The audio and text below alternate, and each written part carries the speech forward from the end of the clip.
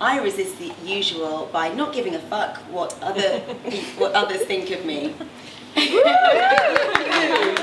Welcome, Hermione.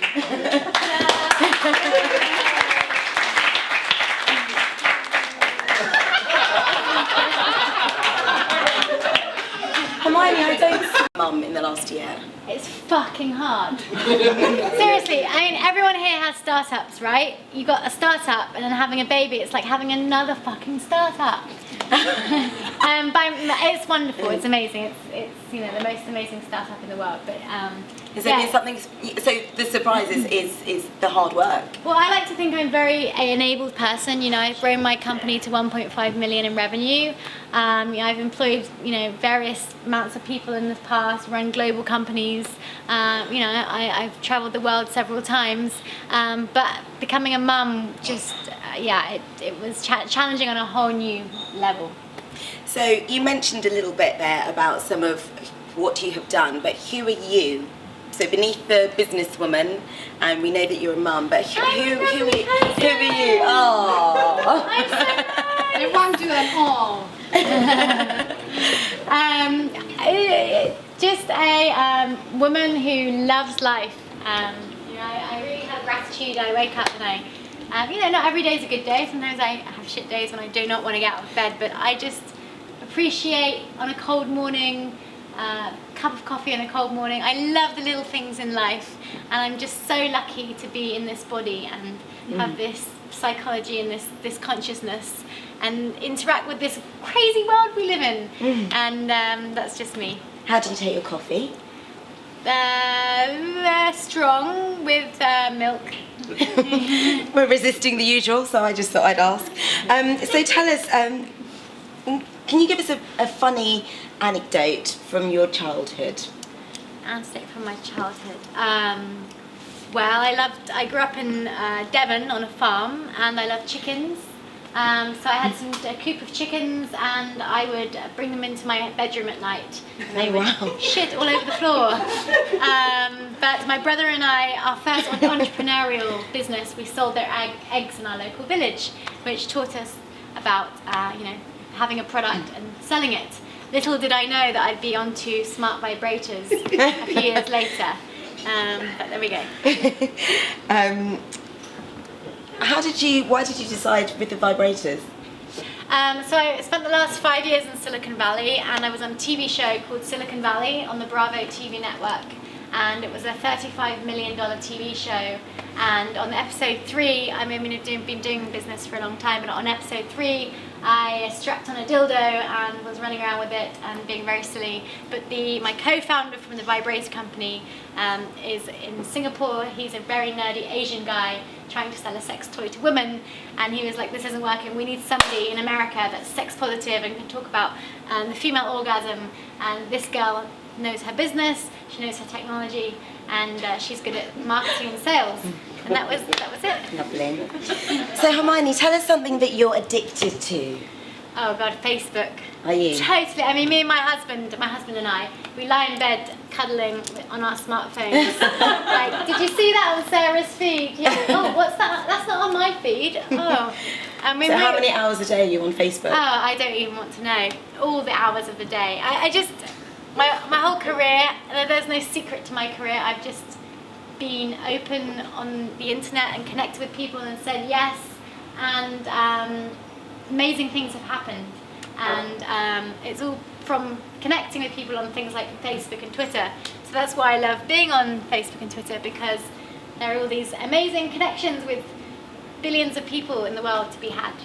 Have you had someone that's followed you on Twitter and it's just blown your mind? Well, no, I hang out with Richard Branson and he didn't follow me on Twitter, so I'm a bit upset about that. Okay, so would that be the person that would blow your mind if he did follow you then? Yes, okay. Yes, definitely.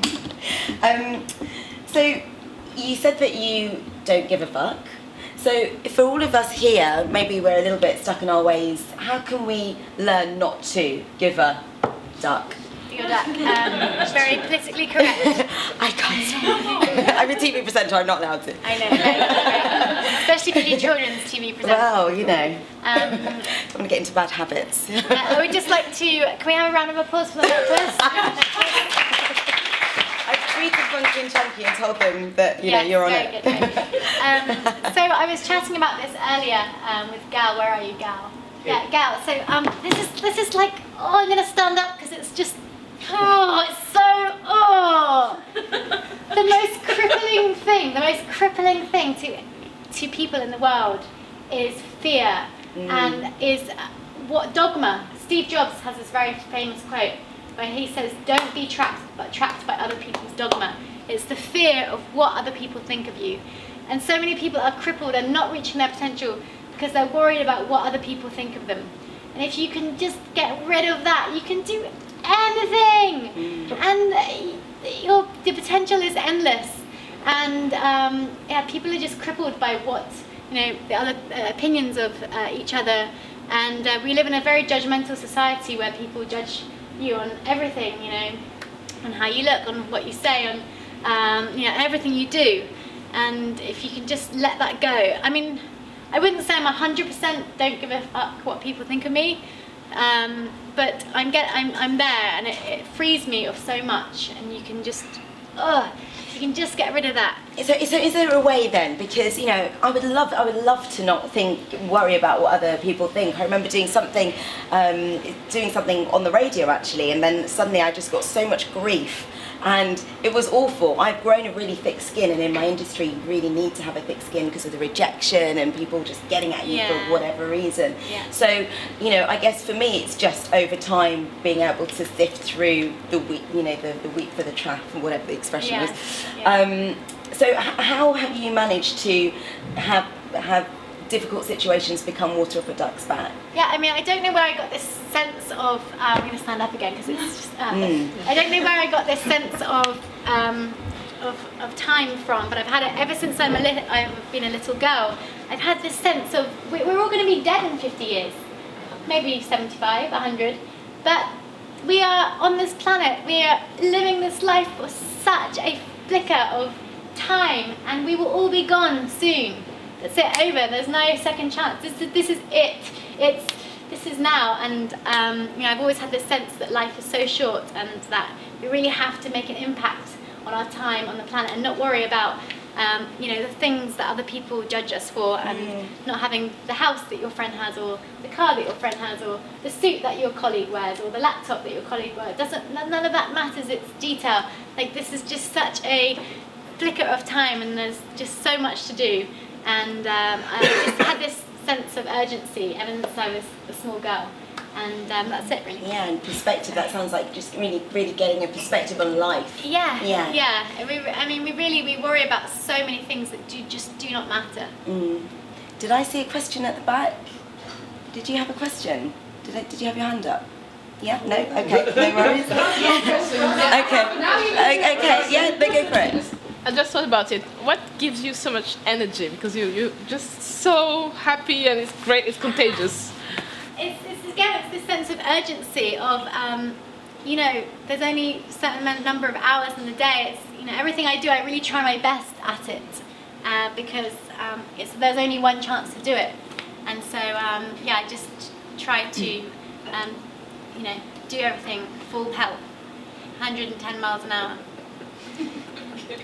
So would you say you're trying to make a difference in the lives of others in the time you have?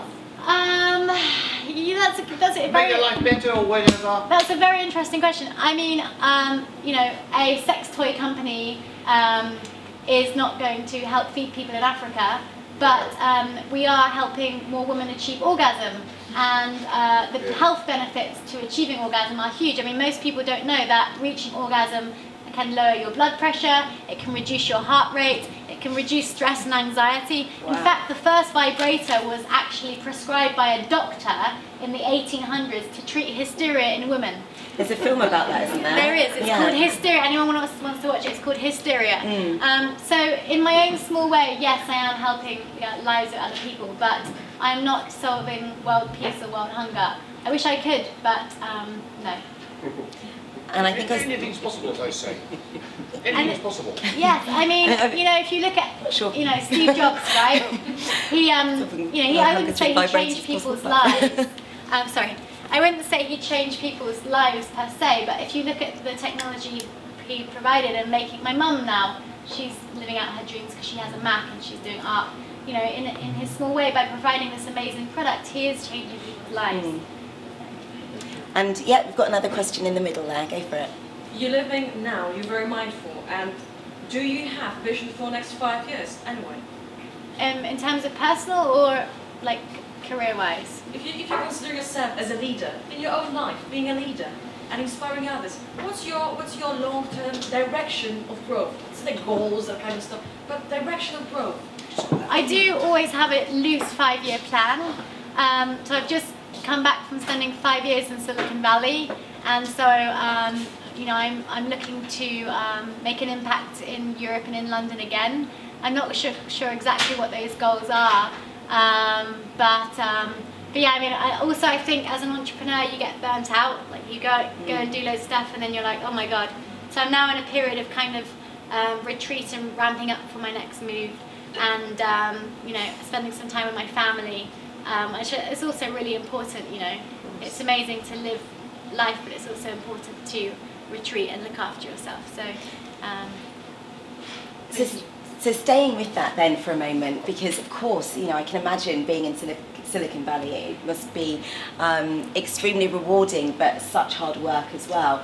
So when you do have a moment to kind of sit back and get nostalgic, what's something that you perhaps, where's your happy place? You mean like literally, like in my bed? Yeah, well, it may be. I don't know, literally or metaphorically. Yes, I like to be in my bed. Yeah, I mean, yeah, that's it really. Yeah. In my bed. And what makes you feel nostalgic? Nostalgic. Sorry, can you just, what's the term? So is there anything that I don't know, it might be a smell, or it might be some fabric that you've seen, because you know how fashion trends come around all the time. Is there anything that makes you feel nostalgic and just kind of takes you back for a moment? Yes, definitely walking around Soho. I lived in London for 13 years, and I was a teenager in London, and it's London in the winter, it's the Christmas lights are very romantic. Yeah. It takes me back to, early relationships, and I just loving London. Okay, and you described, I'll come to you in a second, you described one of the things that you talked about fears. Can you just tell us perhaps one of your fears that you've had over the years, something that has kept you back? I think a lot of women in particular tend to hold on to stuff. Maybe somebody sent you a bad email in business or at your workplace, and I think men are better at, not all men, but I think some men are better at letting things go and just having that in a work context and not letting it affect you. So I think as a woman I'm getting better and better at just learning to let go and not letting things affect me that may happen. And do you have any day-to-day fears, like fear of flying or spiders or anything like that? Yeah. I don't like ghostly stuff. Like I am spiritual, but anything to do with ghosts. Stay away. Okay.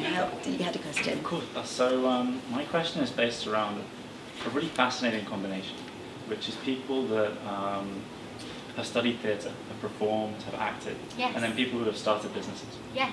And it's often an unusual combination when you combine the two. So the question that I kind of want to dive deeper into is, what do you think really, how does theatre improve your ability to lead a business? And how does your ability to lead a business affect the way that you perform on stage? Yeah, I think that's a great question, and it's a question that I've never had before. And I did a lot of performance growing up, and I even went to the Brit School, which is a performing arts school in London, and I was terrible at everything, singing, dancing and acting. But when you learn performance, it makes you, anyone that can do performance can do marketing and PR and sales, because marketing is about being able to represent an idea, it's being able to read people's emotions and connect with them and you know, tell them that there's this product that they really need and it's going to change their life, and performance gives you that. So yes, my daughter will definitely be doing a lot of acting, dancing and singing growing up. And yeah, it's I've been thinking about that recently actually. It's had an enormous impact on my life because theatre, I think it's Shakespeare that said, and all the world is a stage. And you know, we are all acting all of the time. We're different characters. We're you know, I'm not acting right now, but I'm a heightened version of myself. And I think, you know, all PR and marketing is, and sales is being able to read emotions and capitalise on that. Believe it or not, we're into the last 5 Yes. minutes. So one of the questions I want to make sure I've asked you is what are the ways in which you resist the usual in everyday life? Not letting small things bother me, not letting myself worry over things that most people worry about, being completely open and connecting with people all over the world, and yeah, just trying to have no fear in everything I do. Lovely. Okay. And you've mentioned the sense of urgency, and I'd like to ask you, what's your theory, what's your understanding, philosophy behind the question, where is this urgency coming from? What's the source of this urgency? What would you say? I have no idea. I think both my parents are quite philosophical, and I think actually my dad sat me down when I was very young and drew, you know, me at 5 and did a timeline, and me at, you know, 100, 125. I said, you know, you might live this long, but this is, you know, what you've got. And I think he explained it to me, and that was really a pivotal moment. How old were you? I think I was about 5 or 6, maybe 7. Beautiful. Thank you. Yeah. I mean, he basically explained life and death in a very practical way. Like he said, you know, we're on a wheel and you're born and you go on the wheel of life, and then one day you just pop off the wheel of life. But, you know, you've only got that time on the wheel to do stuff.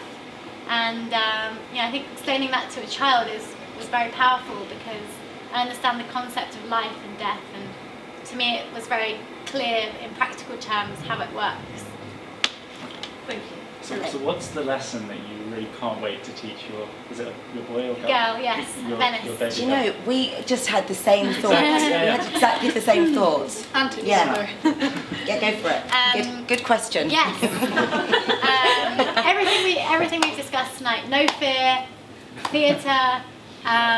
You know, I think people think business is this really hard thing that, you know, you think Elon Musk or Richard Branson is a genius, but actually. Could you like more, Elon Musk? Imagine you've met both. No, I've met Richard Branson and Mark Zuckerberg. Oh, okay. But yeah, I mean, you think they're geniuses, and they are in some ways, but you know, you also have to understand that they're just like everyone else. And there's nothing really special about business. It's just connecting with people.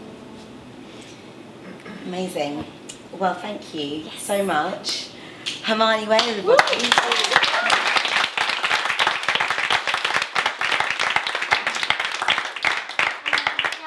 I do have to run now, but I wish I could stay all and maybe